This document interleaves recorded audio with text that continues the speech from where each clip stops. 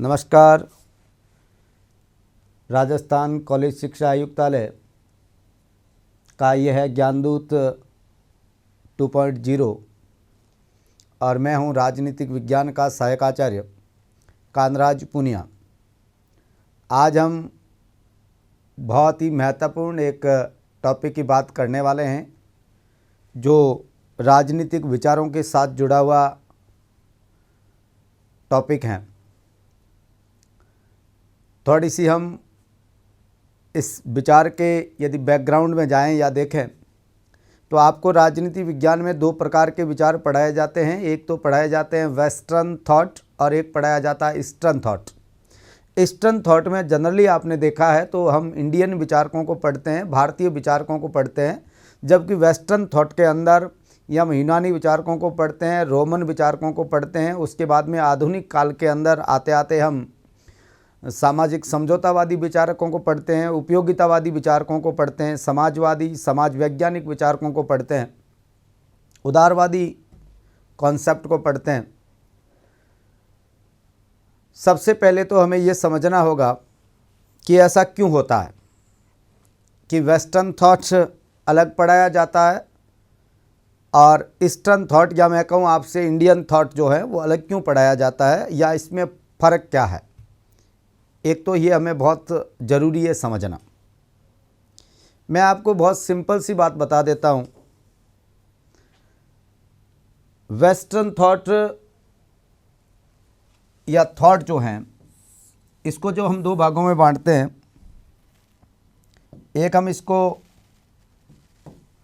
Western thought बोलते हैं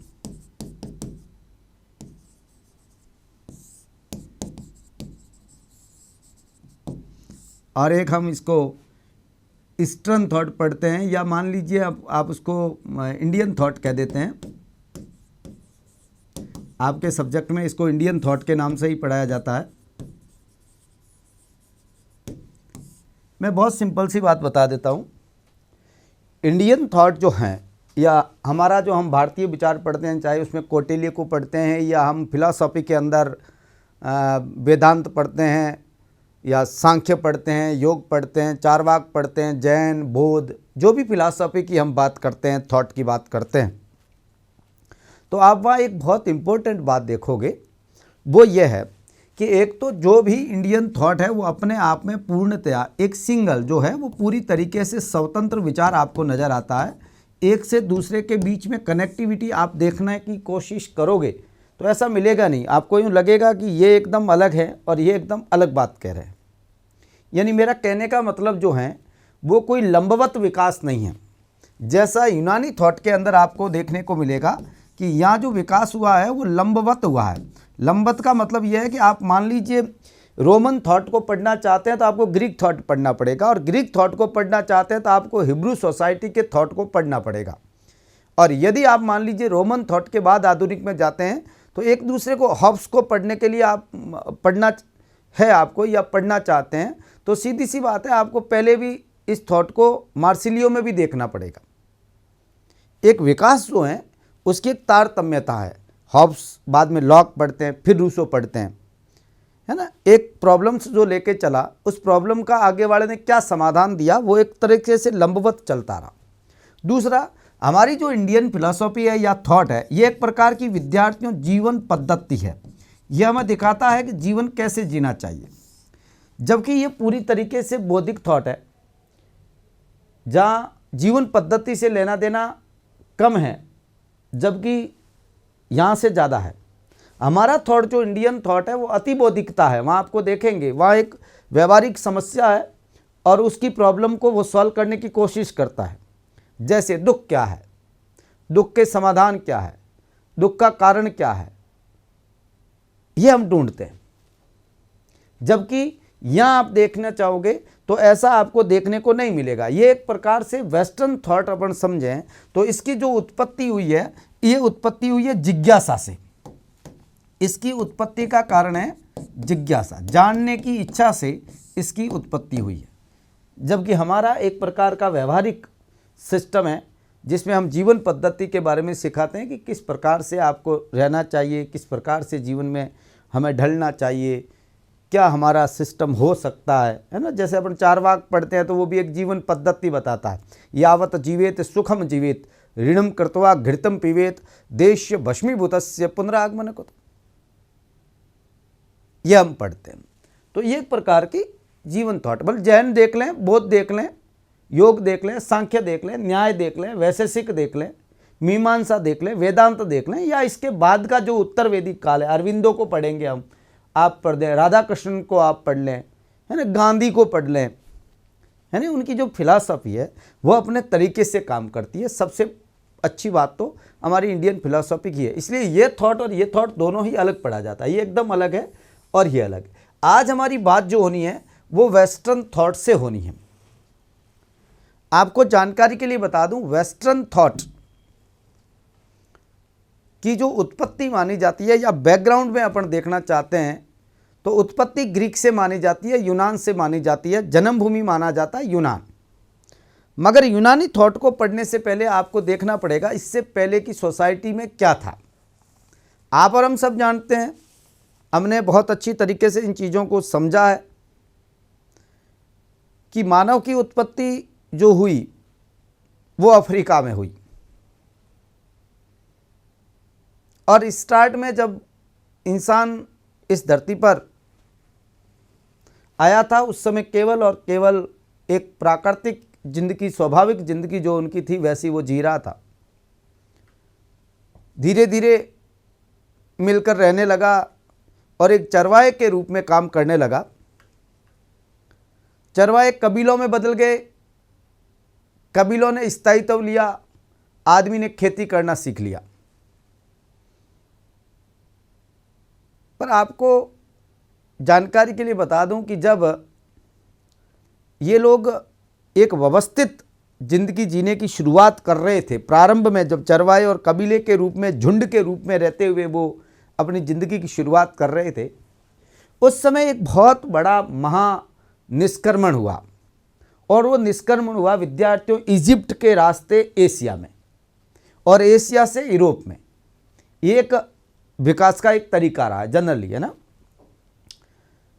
Asia में जब ये लोग आए,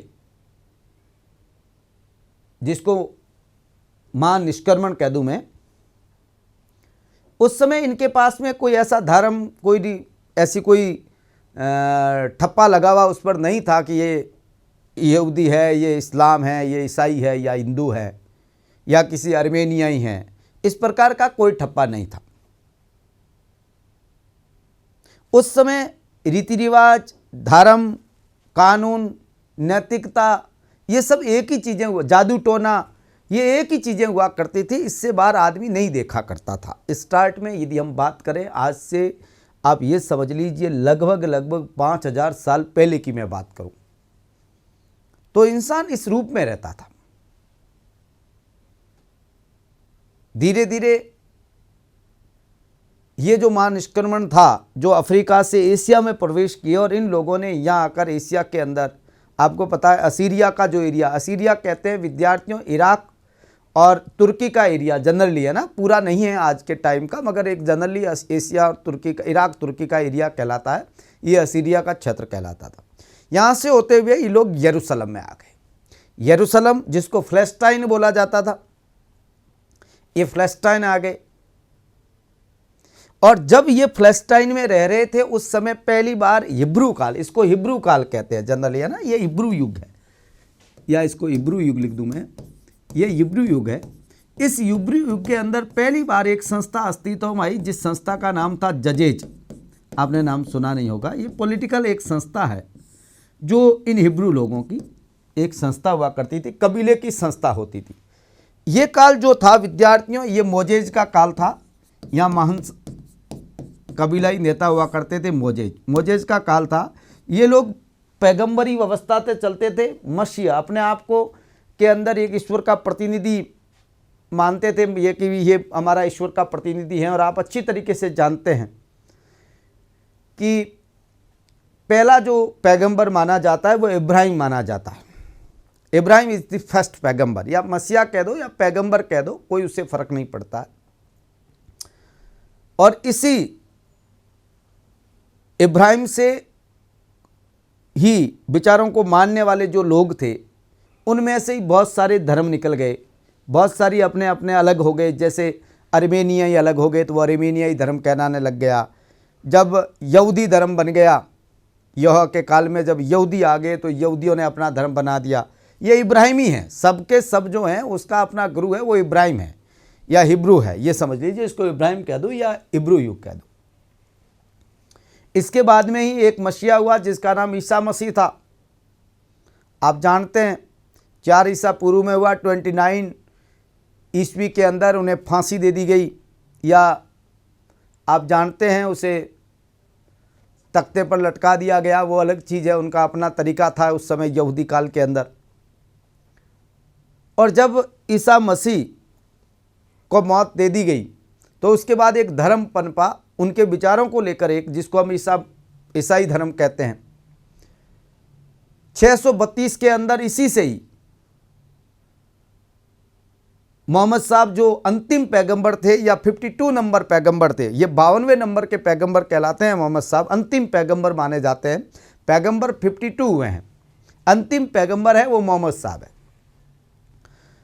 हजरत मोहम्मद के काल में एक नया धर्म आया जिसको हम इस्लाम कहते हैं 632 के अंदर। तो ये जो सिस्टम चला, मेरा कहने का मतलब ये है, ये हिब्रू काल के अंदर जो इस संस्था में आए ये सभी इब्राहिमी लोग थे। इब्राहिम लिखा हो सकता है विद्यार्थियों, अब्राहिम लिखा हो सकता है, ये एक तरह सा इसी से ही कुछ नए थॉट निकलते रहे। जैसे जब स्टार्ट में जजेज संस्था थी, उसके बाद में एक नया काल आया जिसमें संयुक्त राजतंत्र स्टेब्लिश हुआ, और उस काल के अंदर एक महान शासक हुआ डेविड के बाद उसका बेटा सोलेमन जब शासक बना तो सोलेमन ने पहली बार इजराइल के अंदर, जिसको आज ये इजराइल कहते हैं, इजराइल तो 48 की देन है। मई 1948 से पहले इजराइल नाम का कोई देश था ही नहीं, फिलिस्तीन था। तो जो पवित्र भूमि है, जो होली लैंड है, होली लैंड के अंदर इन यरूशलेम के अंदर एक मंदिर बनाया गया, टेंपल बनाया गया। वो फर्स्ट टेंपल बनाया था सोलेमन ने। आज थर्ड टेंपल की बात चल रही है, आप तो देखा होगा यहूदियों में बहुत बड़ा ये चल रहा है कि भाई थर्ड टेंपल तैयार होना चाहिए। और इसको लेकर जो फिलिस्तीनी गुट है, जो वास्तव में उसके ज़मीन के वास्तविक रहने वाले लोग थे, वहाँ किसी और का कब्जा हो गया। ये दुनिया की प्रॉब्लम है, कोई ऐसा है नहीं कि केवल वहीं हो रहा है, बहुत जगह ऐसा हुआ होगा। तो वहाँ जो मंदिर बनाया पहले बार, मेरा कहने का मतलब सोलेमन ने बनाया, और उसके बाद विद्यार्थियों ये दूसरी बार जो मंदिर बना था वो 516 ईसा पूर्व में बनाया गया था। रोमन आक्रमण के बाद उसके ऊपर एक बार और मंदिर बनाया गया, बेबीलोनियन आक्रमण के बाद बनाया गया। उसके बाद जब रोमन्स के वहाँ आक्रमण हुए तो विद्यार्थियों फिर वो मंदिर गिरा दिया गया। और आप जानते हैं वो आज वहाँ पर जो हैं मंदिर नहीं है, आज उसको वो एक पवित्र दीवार के नाम से देख रहे हैं। और वहाँ चाह रहे हैं यहूदी, अब ये चाह रहे हैं कि जब हमने अपनी ज़मीन को प्राप्त कर लिया तो हमें यहाँ तीसरी बार मंदिर बनाया जाना चाहिए, हमारा बनना चाहिए। और इस्लाम ये मानता है कि हमारा ये पवित्र भूमि हमारी है, इसलिए यहाँ हमारा अधिकार है। ईसाई धर्म ये मानते हैं कि ईसा मसीह का जन्म यहाँ हुआ, इनको क्रूसेड जो फांसी पर लटकाया गया वो यहाँ हुई, तो ये ज़मीन हमारी है। अर्मेनियाई लोग अपनी मान रहे हैं, क्यों? क्योंकि सभी का जो उत्पत्ति है वो एक ही धर्म से है, मैंने कहा एक ही सिस्टम से है जो इब्राहिमी है। पैगंबरीवाद की जो पैगंबरवाद की व्यवस्था है वो वहाँ से आई है। उस समय पूरी तरीके से कॉन्सेप्ट आस्था और श्रद्धा विश्वास पर चलता था। वहाँ उस समय कोई सिस्टमेटिक या बौद्धिक या व्यवस्थित तरीके से किसी प्रकार के विचारों का जन्म नहीं हुआ था। कबीलाई लोग अपने अपने तरीके से व्यवस्था चलाते थे और जीवन जी रहे थे। परंतु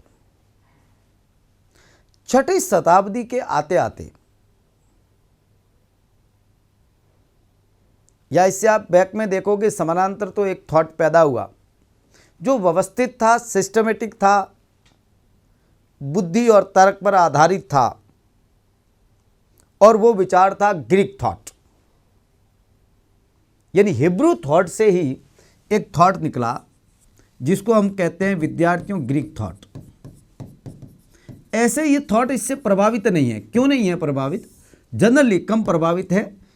इसका कारण है कि ये धर्म आधारित थे, ये आस्था और विश्वास, श्रद्धा पर टिके हुए थॉट था।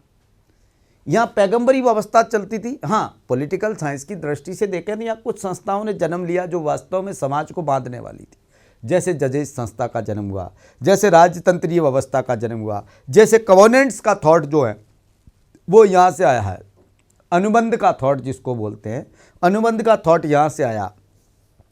ये जो थॉट है यहाँ इब्रू थॉट से हम मानते हैं कि पॉलिटिकल साइंस में वेस्टर्न थॉट में आए, जिसको बाद में वेस्टर्न थॉट में भी एक्सेप्ट किया गया, स्वीकार किया गया और इसको प्रभावित किया। ये जो ग्रीक थॉट है, ये मैं आपको एक सिंपल सी बात बताऊं कि ये सिटी स्टेट हुआ करते थे उस समय। और ग्रीक को आप यदि ज्योग्राफिकली देखोगे तो विद्यार्थियों एक छोटे छोटे पहाड़ों से कटा हुआ, एक पहाड़ियों से कटा हुआ एक क्षेत्र है।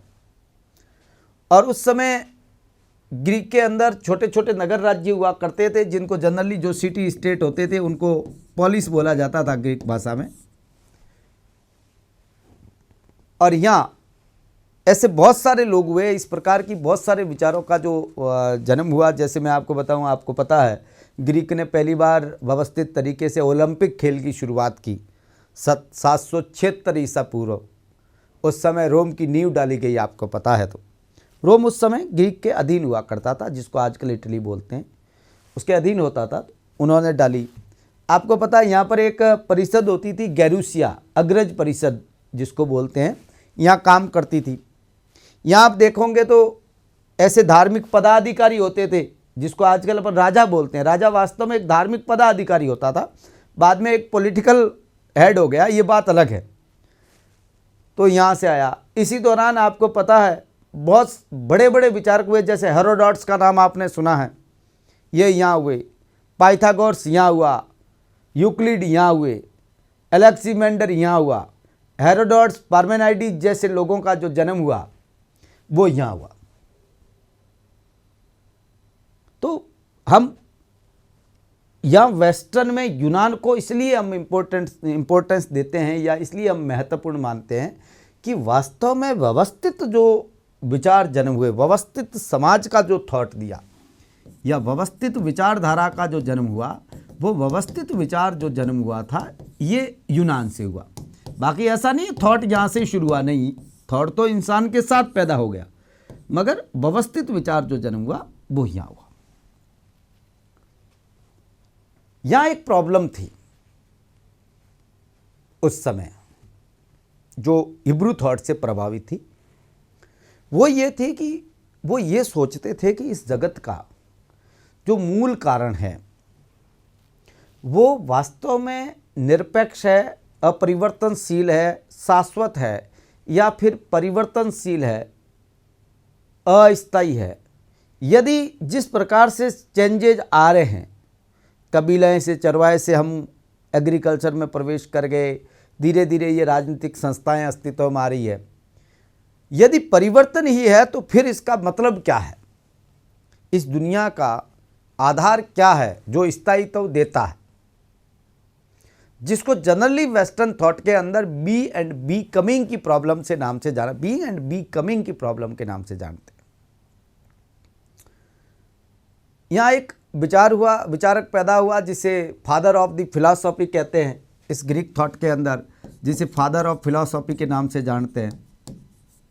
नाम था थैलीस।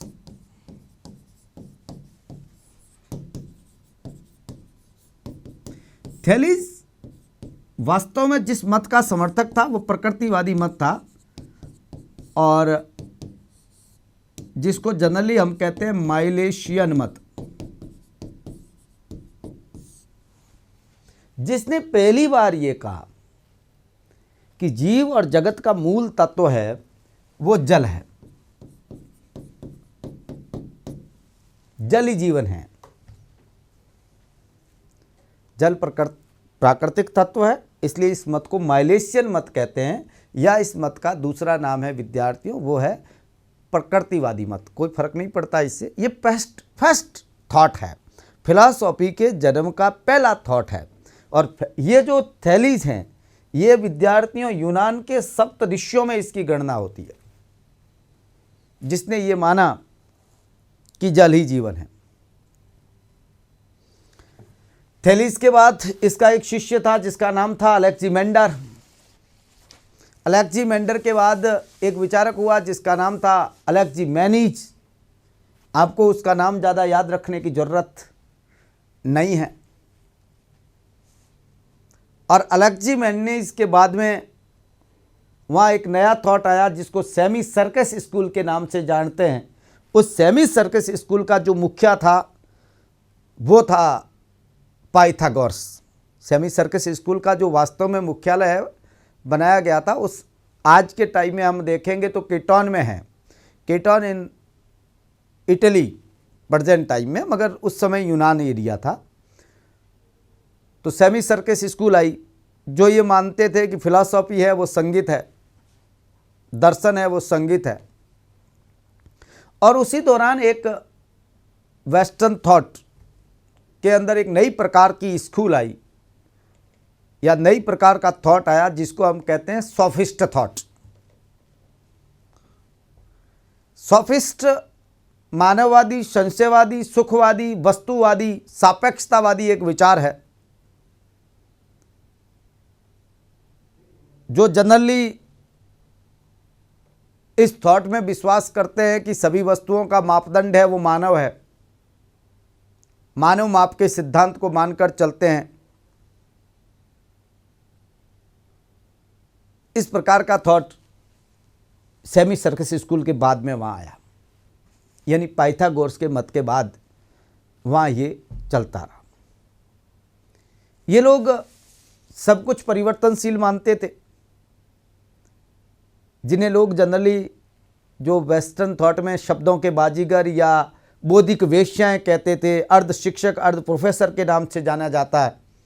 जब इसकी सिस्टमेटिक हम बात करेंगे तब हम आपसे बात करेंगे कि इनको ऐसा क्यों कहते थे। एक सोफिस्ट मत था। और इसी सोफिस्ट मत के बाद यूनान के अंदर एक महान थिंकर पैदा हुआ जिनको जनरली कई लोग वेस्टर्न थॉट के अंदर विद्यार्थियों उसे अर्ध सोफिस्ट के नाम से भी पुकार लेते हैं या कह देते हैं।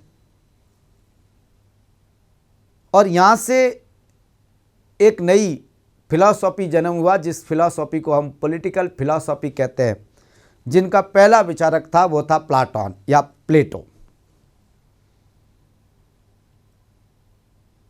तो हमारी जो पॉलिटिकल फिलॉसफी है, मेरा कहने का मतलब ये है, जो हम जिसको कहते हैं, ये कहाँ से निकली है? ये फिलॉसफी से निकली है।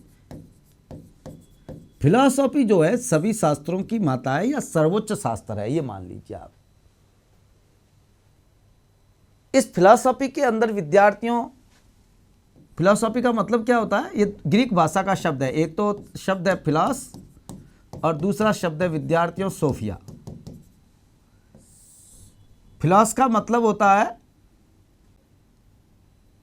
अनुराग या प्रेम,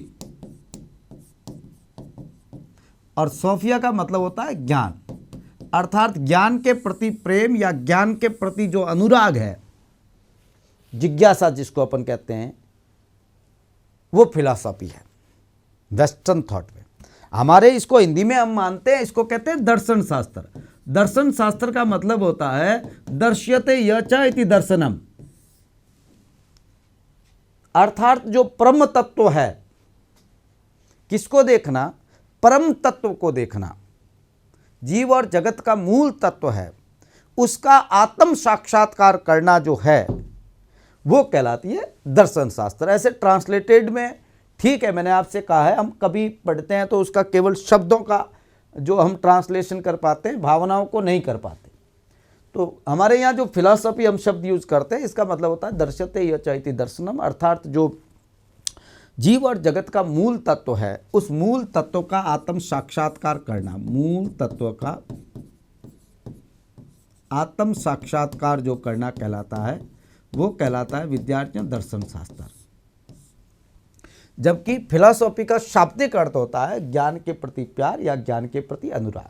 इनकी कई शाखाएं हैं, जैसे ज्ञान मीमांसा आपने पढ़ोगे, फिलॉसफी में पढ़ाया जाता है ज्ञान मीमांसा, यानी जो ज्ञान है जिसे कैसे प्राप्त किया जा सकता है, ज्ञान मूल तत्व जो है वो कितने हैं, मूल तत्वों का स्वरूप कैसा है, ये जो बात करते हैं कितने मूल तत्व हैं, कितने मतलब कोई ये मानता है कि मूल तत्व एक है तो उसको एक तत्ववादी कहते हैं, कोई कहता है दो है तो द्वि तत्ववादी कहते हैं, कोई कहते हैं बहु है तो बहु तत्ववादी कहते हैं।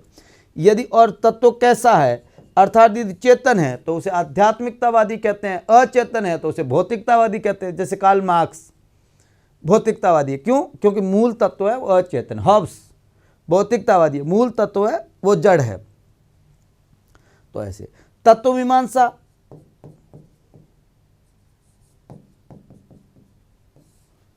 में अपन ये पढ़ते हैं,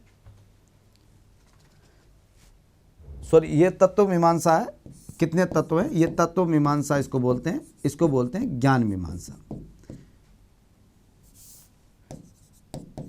यानी ज्ञान जो इन तत्वों का है वो कैसे प्राप्त किया जा सकता है, ज्ञान प्राप्त करने के साधन कौन से हैं, यथार्थ ज्ञान कैसा ज्ञान होता है, ज्ञान प्राप्त करने की सीमा क्या है, ये जो स्टडी होती है ये इसमें होती है। और इसकी एक शाखा है जिसको हम मानते हैं नीति शास्त्र, एथिक्स। और इसी नीति शास्त्र से ही विद्यार्थियों जो सिस्टम निकला, जो फिलॉसफी निकली, उसको हम कहते हैं पॉलिटिकल फिलॉसफी।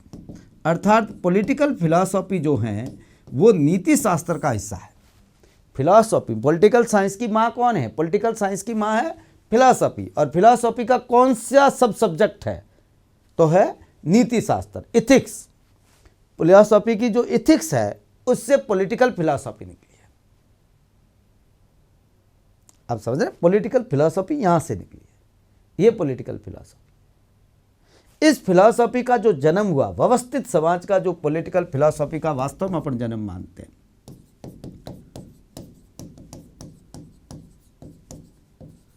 ये हम फिलॉसफी का जन्म मानते हैं ग्रीक से, यूनान से मानते हैं।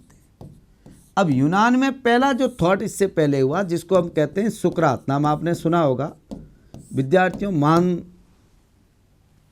यूनानी विचारक माना जाता है।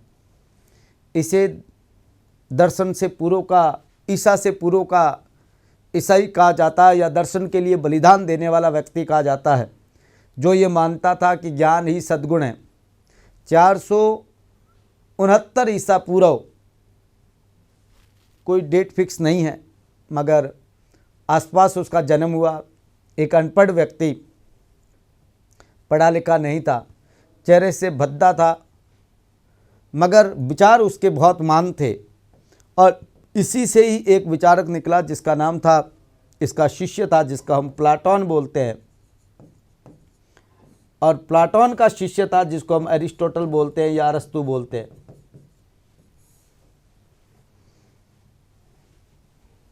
ये जो जोड़ी है, ये जो तीन लोग हैं, ये वास्तव में यूनानी पॉलिटिकल फिलॉसफी का ये गोल्डन एज है।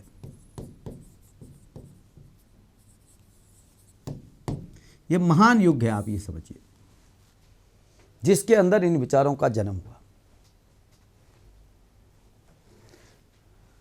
सुकरात पढ़ा लिखा नहीं था, इसलिए इनके बारे में जो हमारे को विचार मिलते हैं वो जेनोफेंस से, थॉट से मिलते हैं, या प्लाटोन के कुछ संवाद हैं, एपोलॉजी, कीटॉन, फीडो, उनसे हम जानकारी लेते हैं कि सुकरात के क्या थॉट थे। मूलतः इनके थॉट जो था, जिस सिस्टम पर टिका हुआ था, जिस फिलॉसफी पर टिका हुआ था, उसे कहते हैं मानसिक संप्रत्यवाद।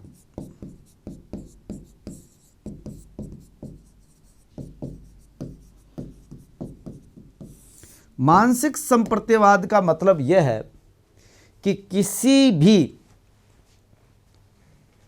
वस्तु का ज्ञान जो सामान्य है वो हमारे मस्तिष्क में होता है, जो सामान्य है वो हमारे दिमाग में होता है और वो हमें याद आता है। यानी जो संप्रत्यय है, कॉन्सेप्ट जो है वो कैसा होता है, मानसिक होता है।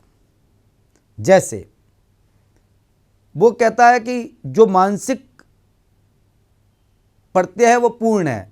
कोई भी त्रिभुज जो खींचा हुआ है, जैसे ये त्रिभुज खींच लिया, ये खींचा हुआ त्रिभुज अपूर्ण है।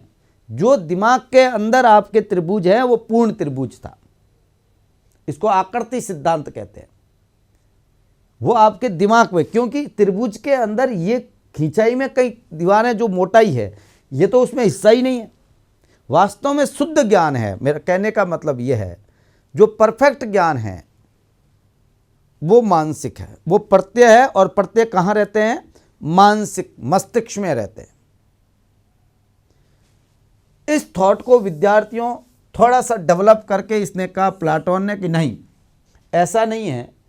प्रत्यय हमारे मस्तिष्क में नहीं, मस्तिष्क से उसकी ज्ञान प्राप्ति होती है, बुद्धि से उन प्रत्ययों की ज्ञान प्राप्ति होती है। प्रत्यय वास्तव में इस लोक से परे दूसरे लोक में रहते हैं।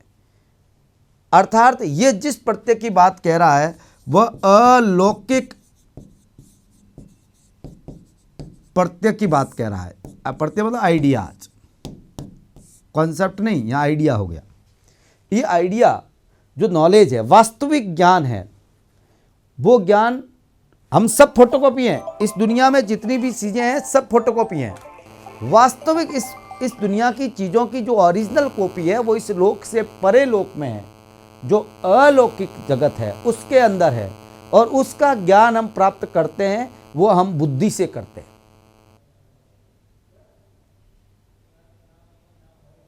ये बुद्धिवादी हैं, वस्तुनिष्ठवादी हैं। वस्तुनिष्ठवाद का मतलब ये हुआ कि ये मानता है कि जो वास्तविकता है वस्तु विशेषों के अंदर नहीं, इससे परे है। ओरिजिनल कॉपी से, फोटोकॉपी से ओरिजिनल कॉपी अलग है। कहने का मतलब यह है, मनुष्य से मनुष्यत्व अलग है। मनुष्य हमें, हमारी ओरिजिनल जो कॉपी है वो इससे ऊपर है। अलौकिक जगत में जिसका ज्ञान हम प्राप्त करते हैं वो बौद्धिक अंतर्दृष्टि से करते हैं। अज्ञान नाम की कोई चीज नहीं है।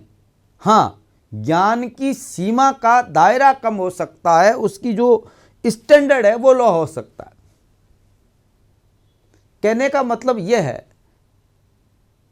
प्लाटोन ये मानता है कि जो कुछ भी हम देख रहे हैं वो पूर्ण सत्य नहीं है, अर्ध सत्य है।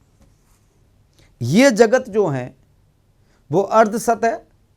पूर्ण सत्य है वो इस लोक से परे का लोक है, और वो है प्रत्यलोक, जो इसको कहते हैं थ्योरी ऑफ आइडियाज। मूल कॉन्सेप्ट इसका यह है, और इसी से ही उसकी पॉलिटिकल फिलॉसफी निकली, जो खासतौर से अपने इस मूल ग्रंथों में हम पॉलिटिकल साइंस में इसके बहुत सारे संवाद लिखे हुए हैं। संवाद मतलब प्रश्नोत्तर पद्धति, द्वंद्वात्मक पद्धति में लिखे हुए हैं, सवाल जवाब पद्धति में लिखे हुए हैं। और इसमें एक ग्रंथ है जिसका नाम है पॉलिटेटिया, जिसको हम जनरली रिपब्लिक बोलते हैं, इसलिए मैं यहाँ रिपब्लिक ही लिख देता हूँ, नाम ऐसा पॉलिटेटिया है। दूसरा उसका ग्रंथ है जिसका नाम है पॉलिटिकॉस, मगर हम उसको स्टेट्समैन बोलते हैं, इसलिए हम स्टेट्समैन लिख देता हूँ। और तीसरा उसका है नोमोई, नोमोई इज दी लॉज, जिसको हम जनरली डी लॉज बोलते हैं, तो लॉज लिख देते हैं। ये पॉलिटिकल साइंस से रिलेटेड महत्वपूर्ण ग्रंथ है। ऐसा नहीं है कि इसने इतने ही संवाद लिखे, बहुत सारे, एपोलॉजी, कीटो, फीडो, जॉर्जियस, पेटोगॉर्स, जो सोफिस्ट थे उनके नाम से उन्होंने बहुत, जॉर्जियस है, पेटोगॉर्स है, ये सोफिस्ट लोग थे, उनके ऊपर बहुत सारा इन्होंने साहित्य लिखा प्लाटोन ने। मगर प्लाटोन के राजनीति विज्ञान में हम 3 ग्रंथ पढ़ते हैं। एक पढ़ते हैं पॉलिटेटिया, दूसरा हम पढ़ते हैं पॉलिटिकॉस, और तीसरा पढ़ते हैं नोमोई, जिसको हम जनरली डीलॉज के नाम से जानते हैं, उसकी बात करेंगे। ये उसका आइडियल स्टेट है, ये इसका जो है वो आदर्श व्यवहारिक है, और ये व्यवहारिक राज्य है, वास्तविक राज्य है, सब आइडियल स्टेट है, जिसको कम विकृत व्यवस्था के नाम से वो जानता है, डीलॉज, जिसकी अपन बात करेंगे। इसका ही एक शिष्य था, इसकी एकेडमी पहला विश्वविद्यालय, इसका विश्वविद्यालय था, इस एकेडमी से ही निकला हुआ एक इसका स्टूडेंट, जो इनके विचारों को नकारा या इस विचारों की आलोचक भी था और प्रशंसक भी था, जिसने सीखा भी, वास्तविक शिष्य था, अंधानुकरण करने वाला व्यक्ति नहीं था, बल्कि उसने इस जगत के वास्तव में महिमा का मंडन किया, इस लोक की सम्मान इज्जत को वापस दिया। क्योंकि ये तो ये कह रहा था इस लोक, ये तो फोटोकॉपी है, ओरिजिनल कॉपी है ही नहीं। तो इससे कुछ अलग एक थॉट लेकर आया जो एरिस्टोटल आए। और एरिस्टोटल का जो शिष्य था, जिसको हम अलेक्जेंडर कहते हैं या सिकंदर कहते हैं, जिसका कहने की आपको ज़रूरत और आप जानते हैं, बाद में जब थॉट पढ़ेंगे तब बात करेंगे। ये मूलतः इतिहास और आप ये समझें कि जूलॉजी के विद्यार्थी थे, फिजिक्स के भी जनक कहलाते हैं, आपको पता है, जूलॉजी के भी ये जनक कहलाते हैं, और पॉलिटिकल साइंस के it's political philosopher. Plato is a political philosopher और एरिस्टोटल इज पॉलिटिकल साइंटिस्ट है। ये राजनीतिक वैज्ञानिक है, राजनीतिक विज्ञान का जनक ये है, राजनीतिक दर्शन का जनक ये है। तो ये पहला राजनीतिक वैज्ञानिक था जिसने व्यवहारिक अध्ययन किया, आगमनात्मक पद्धति पर अध्ययन किया, और इन्होंने राजनीति को master of the master art, या मैं ये कहूँ कि व्यवहारिक विज्ञानों में सर्वोच्च विज्ञान का जो दर्जा दिया, वो सर्वोच्च विज्ञान का दर्जा एरिस्टोटल ने दिया। एरिस्टोटल का राजनीति से रिलेटेड बहुत सारे उसके ग्रंथ हैं, कुछ इतने तो नहीं कह सकते मगर कुछ बहुत अच्छे ग्रंथ हैं। जैसे निकायोमेसिन उसके पिताजी का नाम था, जो चिकित्सक थे, उनके नाम से एक इथिक्स लिखी गई, निकायोमेसिन इथिक्स। ऐसे उसके बेटे का नाम भी निकायोमेसिन था, मगर वो एक विवाद का विषय हो सकता है कि वो उन्होंने किसके नाम से लिखी, मगर जनरली ये माना जाता है, ज़्यादा लोग मानते हैं, वो हम मानते हैं। निकायोमेसिन इथिक्स लिखी। एक उन्होंने चाटुकारिता पर खास तौर से, उसने बहुत चमचागिरी कैसे हो सकती है, इस पर उन्होंने एक रेटोरिक लिखी, बहुत महत्वपूर्ण ग्रंथ है वो। डी एनिमा उन्होंने एक आत्मा पर बहुत अच्छी पुस्तक लिखी। ऐसी ही एक राजनीतिक विज्ञान के अंदर महान पुस्तक मैं कहूं तो उसका नाम था पॉलिटिक्स, जिसके 8 भाग हैं, बहुत इंपॉर्टेंट। 158 संविधानों का उस समय अध्ययन करके कुछ नोट्स तैयार हुए। वास्तव में नोट्स रूप में है, अव्यवस्थित है, अपूर्ण लगती है, नोट्स के रूप में लिखी गई ये एक किताब है। महान ग्रंथ माना जाता है राजनीति विज्ञान का, और इनके द्वारा जो राजनीतिक विज्ञान के अंदर कॉन्सेप्ट दिए गए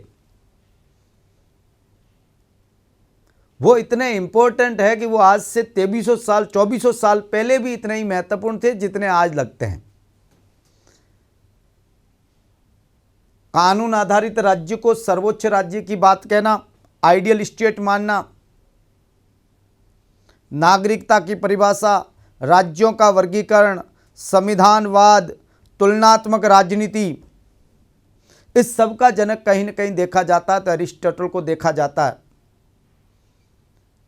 और हमारे राजनीति विज्ञान के अंदर विद्यार्थियों ये एक बहुत ही महत्वपूर्ण विचारक हैं जिसकी अपन स्टडी करते हैं, ये ग्रीक थॉट। इस थॉट के से ही कुछ समानांतर और थॉट पनपते गए, सुकरात से निकले। जैसे इधर से एक सिनिक मत निकला सुकरात से, जो सिनिक बाद में आपको बता देता हूँ यहाँ से निकलता हुआ स्टोइक्स में बदल गया, और स्टोइक बाद में जाते जाते थेट बार्सिलियो तक चला गया।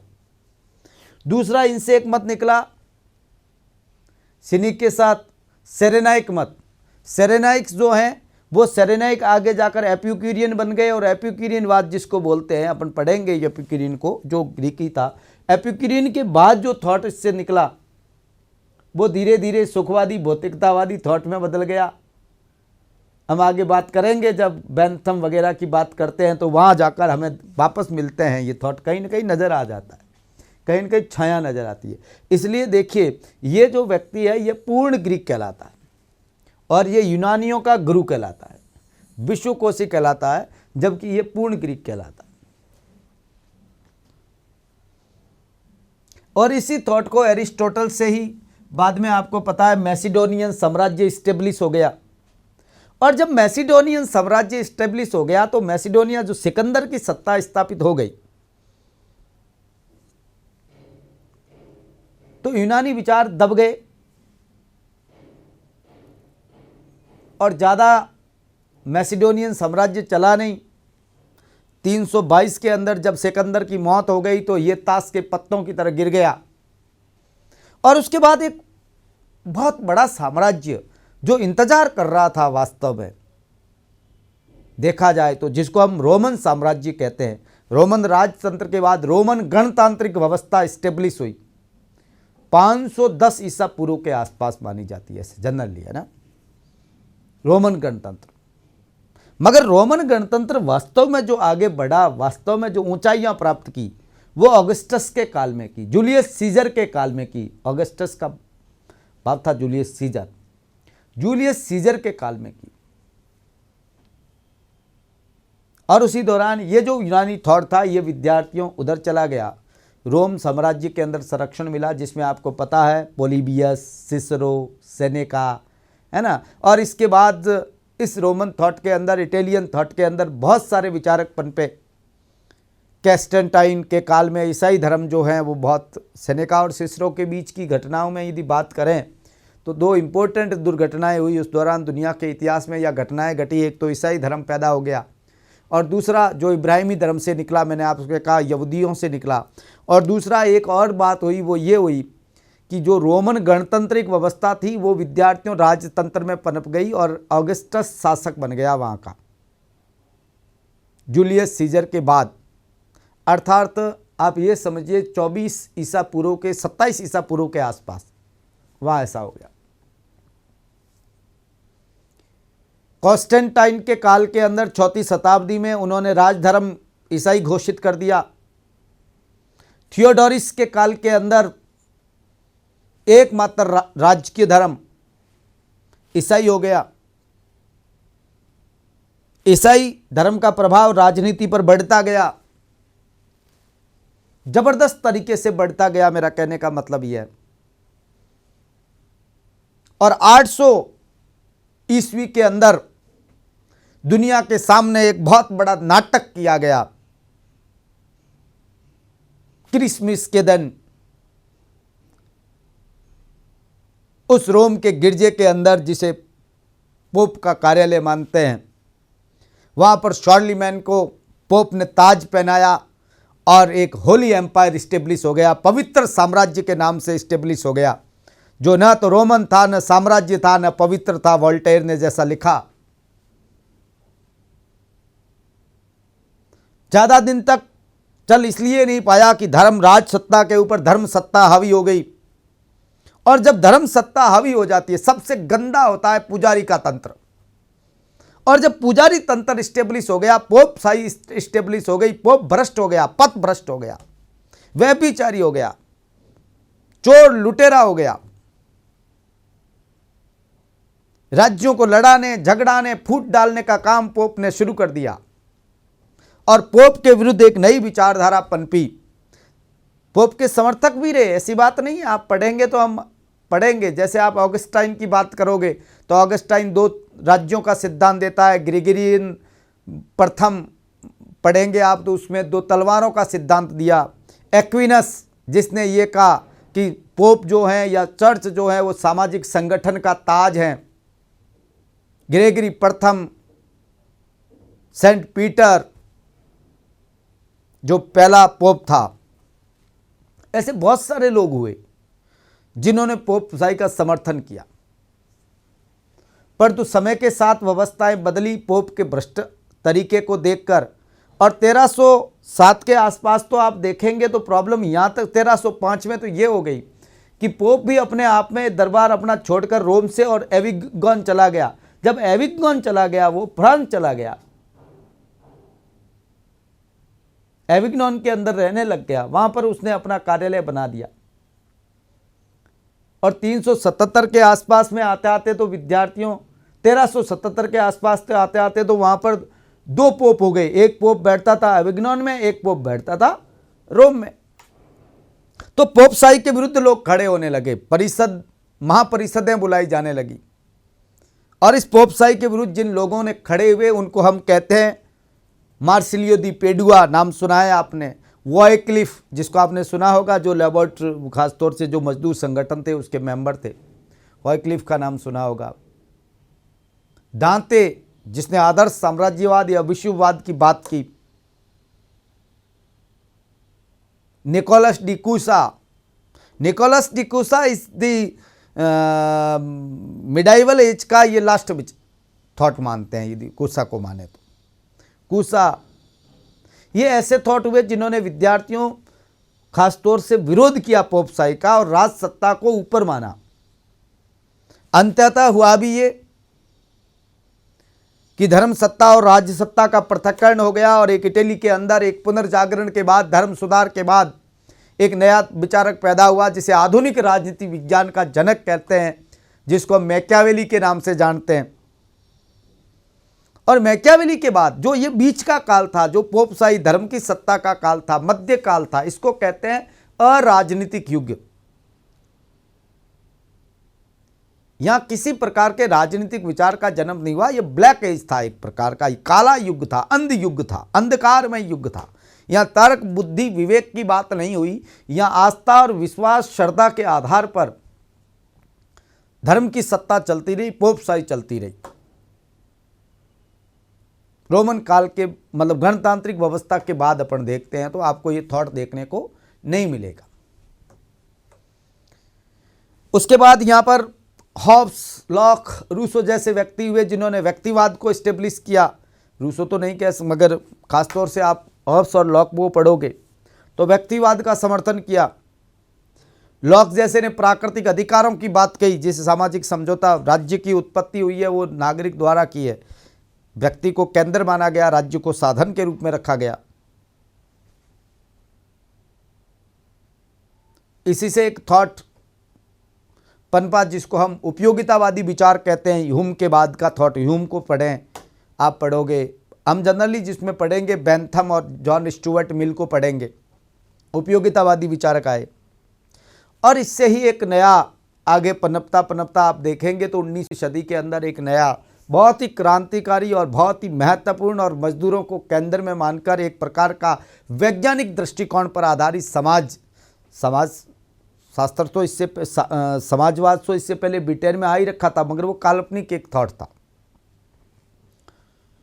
जिसमें कार्ल मार्क्स आए, जो उस समय आदर्शवाद, जो जर्मन आदर्शवाद था, खासतौर से हीगल, उनसे खासा प्रभावित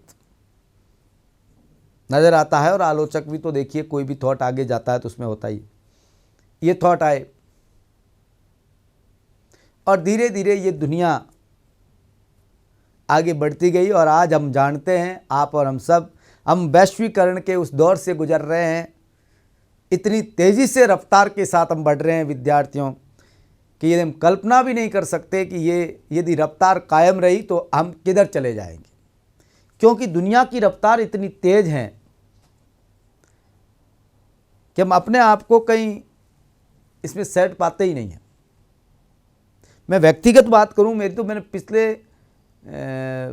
मेरी सोच व्यक्तिगत हो सकती है, ये आप देख लें, पिछले 20 साल में 15 साल में जो वास्तव में प्रोग्रेस हुई है वो पिछले 1500 साल की प्रोग्रेस से बहुत ज़्यादा है। यदि इंसानी विकास या बुद्धि के विकास को हम देखें तो पिछले 1500 साल में जो हम नहीं कर पाए वो हिसाब हम देख लें, वो पिछले 15 सालों में इतनी तेजी से हुआ है।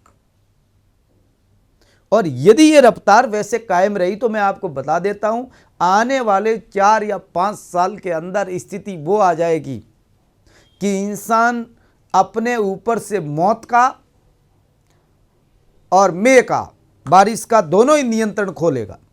मेह का तो जब खो लिया, बारिश का तो जब तक नियंत्रण हम तब लगभग खो ही चुके हैं। और मैं बता दूं, मौत का भी नियंत्रण हम खो लेंगे। ये भी हम अमरता की कंडीशन में जा सकते हैं, हो सकता है, या हम अंत की तरफ चले जाएं, क्योंकि अमर तो हो नहीं सकते ये इंसान। हम ऐसी स्थिति में जा सकते। आदमी बुढ़ा होने से रुकना चाहता है, जवान होने से जवान का जवान रहना चाहता है, मरना कोई चाह नहीं रहा है। और उसकी चाहत देखिए आप क्या क्या हो गई है।